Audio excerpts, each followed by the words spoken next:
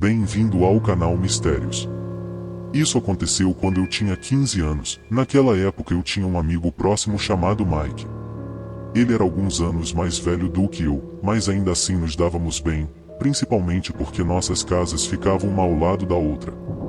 O resto do nosso bairro era principalmente habitado por pessoas mais velhas, então não tínhamos realmente mais ninguém para brincar. Na maioria das noites, jogávamos jogos aleatórios do lado de fora, até ficarmos cansados ou nossos pais nos chamarem para entrar. Isso foi antes da internet ser algo importante, então fazíamos isso com frequência. Um dos jogos que jogávamos com mais frequência era pique-esconde, com uma variação em que o buscador teria que usar uma lanterna o tempo todo. A grande regra do jogo era que a pessoa que buscava tinha que ficar com a lanterna ligada, não importava o que, e a pessoa que se escondia era considerada encontrada se fosse revelada pela lanterna. Isso tornava o jogo muito interessante, porque a pessoa que se escondia podia saber melhor onde o buscador estava e usar isso a seu favor ao se reposicionar, mas o buscador também podia facilmente iluminar em direção ao esconderijo com seu grande círculo de luz à distância, acabando o jogo. O jogo normalmente valia em qualquer lugar das partes próximas do bairro, embora nosso bairro ficasse bem na borda de uma enorme floresta, então às vezes tornávamos as coisas interessantes fazendo com que a floresta fosse a área de jogo. Nunca estabelecíamos um limite para o quanto o caçador poderia ir, porque normalmente não queríamos ir tão longe, considerando que jogávamos à noite, o que claro criava um ambiente bastante assustador. Uma vez, foi minha vez de ser o escondido, e Mike e eu concordamos em fazer a floresta a área de jogo para essa rodada. Lembro-me de querer torná-la desafiadora, então fui mais longe do que o habitual. Rapidamente, comecei a me arrepender disso. Longe das luzes das casas, a escuridão se tornou densa, e eu não conseguia ver nada, considerando que Mike era o único com uma lanterna. Isso tornou especialmente difícil atravessar a floresta, e a única luz que eu tinha era a que a lua oferecia. Depois de caminhar por um tempo, eventualmente encontrei uma cabana abandonada. Eu sabia que este seria o local perfeito. Não havia como me encontrarem lá dentro. Eu entrei e tateei em volta até encontrar uma escada, subi e encontrei um quarto com uma única janela que apontava de volta para o meu bairro, que neste ponto, estava longe demais para ser visto.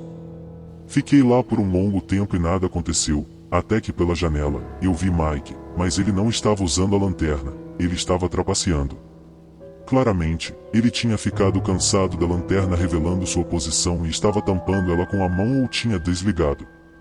Eu vi a silhueta preta dele se aproximando cada vez mais da cabana.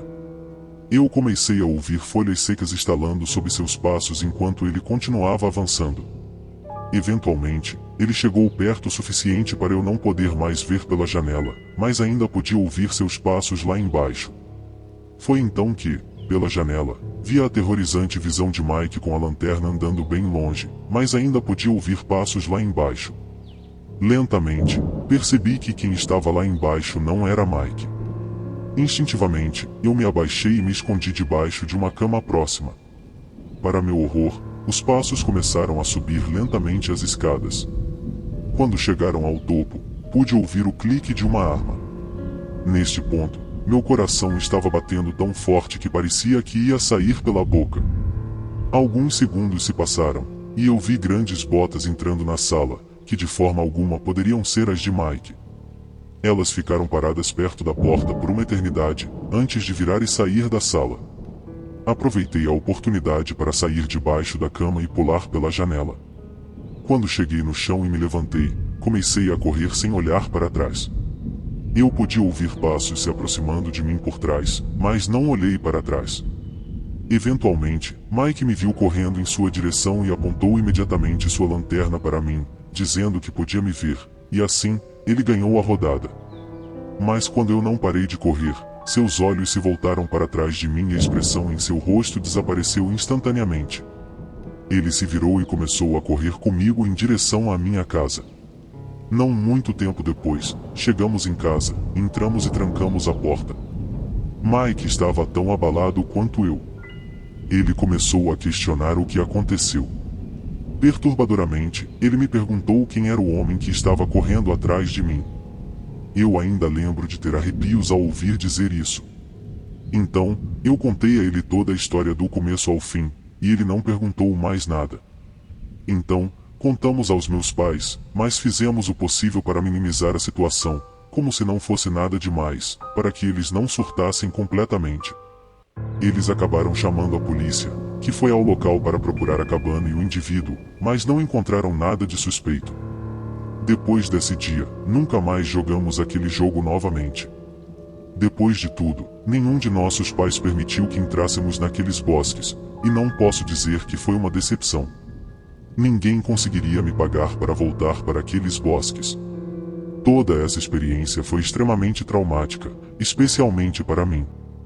Pelo menos, suponho que foi, já que nunca mais voltamos àquela cabana, e ainda não podemos explicar quem vimos naquela noite.